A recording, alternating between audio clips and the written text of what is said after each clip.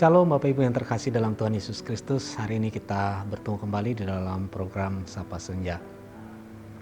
Hari ini kita akan belajar satu tema, yaitu seperti Kristus. Kita yakin dan percaya bahwa kita sudah sepenuhnya percaya dan yakin dan bahkan menyerahkan kehidupan kita hanya untuk Tuhan Yesus Kristus. Oleh karena itu, hal yang utama ketika kita mengikut Tuhan adalah kita harus menjadi seperti Kristus. Sebelumnya mari kita membuka firman Tuhan di dalam Filipi pasal yang kedua, ayat pertama sampai dengan yang keempat.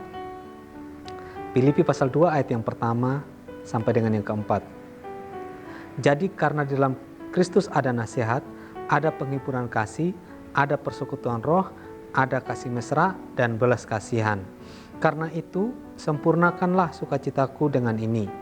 Hendaklah kamu sehati sepikir dalam satu kasih, satu jiwa, satu tujuan, dengan tidak mencari kepentingan sendiri atau puji-pujian yang sia-sia. Sebaliknya, hendaklah dengan rendah hati yang seorang menganggap yang lain lebih utama daripada dirinya sendiri. Dan janganlah tiap-tiap orang hanya memperhatikan kepentingannya sendiri, tetapi kepentingan orang lain juga. Bapak Ibu yang kekasih dalam Tuhan Yesus Kristus, dari ayat-ayat yang kita baca tadi, dan khususnya di dalam Filipi pasal 2 ini, saya menemukan ada 3 karakter Kristus yang menurut saya ini wajib kita ikuti. Ya, adapun karakter Kristus yang saya maksudkan di sini adalah yang pertama ada di ayat yang keempat. Di sana dikatakan, janganlah tiap-tiap orang hanya memperhatikan kepentingannya sendiri, tetapi kepentingan orang lain juga. Nah, karakter Kristus yang utama dari ayat ini di sini adalah bagaimana Kristus lebih mengutamakan orang lain daripada dirinya sendiri. Nah, ini adalah contoh yang bagus supaya kita juga tidak mengutamakan kepentingan kita, tetapi juga lebih mengutamakan kepentingan orang lain. Nah, di sini ada yang namanya skala prioritas. Bagaimana seseorang menempatkan orang lain, mengutamakan orang lain daripada dirinya sendiri. Ini artinya bahwa ketika Tuhan mengaruniakan berkat kepada kita, maka kita juga harus memperhatikan kebutuhan orang lain. Ya, itu adalah salah satu contoh nyata bagaimana seseorang mengutamakan kepentingan orang lain. Tetapi jangan dilupa juga bahwa kepentingan kita sendiri itu juga diutamakan. Ya, cuman memang jangan hanya berfokus kepada kepentingan diri sendiri sambil melupakan kepentingan orang lain. Tetapi bagaimana kita mengatur sedemikian rupa agar kepentingan kita terlaksana, tetapi di mana kita juga mengutamakan kepentingan orang lain. Karena seperti ayat firman Tuhan katakan, mengutamakan kepentingan orang lain, ya, dan tidak hanya mengutamakan kepentingan diri sendiri. Itu yang pertama. Hal yang kedua ada di ayat yang kelima. Di sana dikatakan, hendaklah kamu dalam hidupmu bersama menaruh pikiran dan perasaan yang terdapat juga dalam Kristus Yesus. Ketika Rasul Paulus menulis kepada jemaat di Filipi, pesan Rasul Paulus yaitu supaya jemaat di sana sehati dan sepikir seperti Kristus. Artinya di sini bahwa semua yang ada dalam Tuhan Yesus Kristus itu harus kita ikutin, ya, baik pikirannya, perasaan, apa yang dipikirkan oleh Tuhan Yesus harus juga menjadi bahan pemikiran kita. Apa yang dirasakan oleh Tuhan Yesus harus juga menjadi tema dari apa yang harus kita rasakan. Misalkan Tuhan Yesus memikirkan orang lain, Tuhan Yesus memikirkan kepentingan orang lain, maka kita juga memikirkan kepentingan orang lain.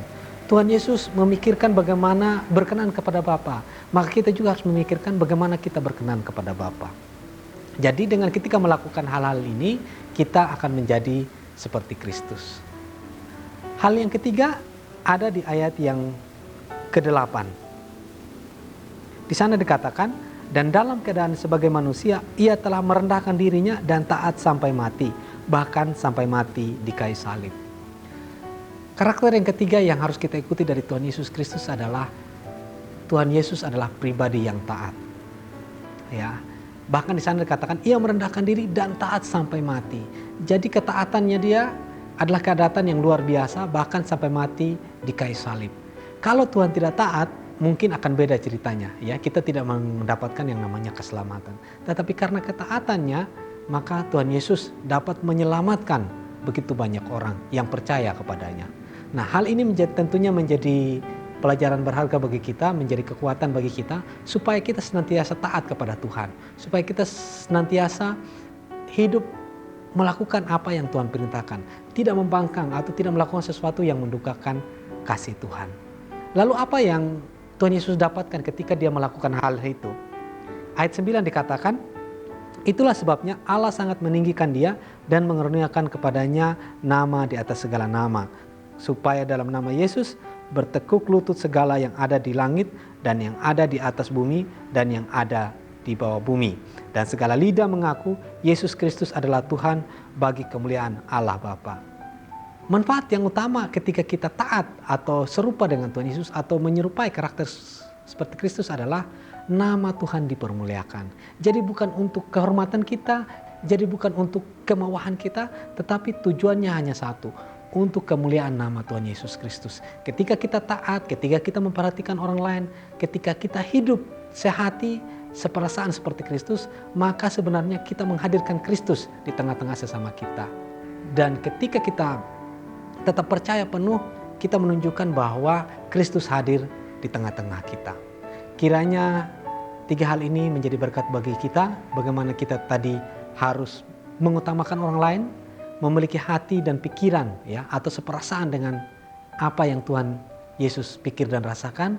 Dan yang ketiga adalah kita mesti taat ya, supaya tujuan utama tercapai, yaitu untuk kemuliaan nama Tuhan Yesus. Kiranya Tuhan Yesus memberkati, dan sampai jumpa dalam Sapa Senja yang akan datang.